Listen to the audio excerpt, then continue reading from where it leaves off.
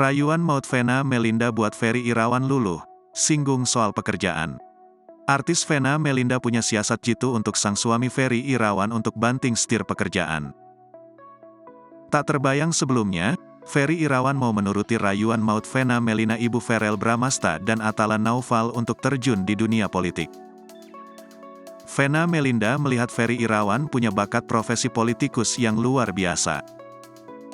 Ferry Irawan baru-baru ini mengungkapkan keseriusannya menjajal dunia politik. Keseriusan Ferry Irawan ini usai sang istri Vena Melinda membujuk dan merayunya. Padahal dikatakan Ferry Irawan, dirinya dahulu adalah seorang yang idealis sehingga enggan masuk politik. "Dulu saya kan memang agak sedikit idealis," kata Ferry Irawan saat Vena Melinda berbicara. Sementara itu, Vena Melinda pun menjelaskan awal mula Ferry Irawan dapat masuk ke dunia politik. "Dia awalnya enggak mau, katanya alergi politik," lanjutnya. Karena hal tersebut, Vena Melinda lantas membujuk dan merayu suaminya agar masuk politik mengikuti jejaknya.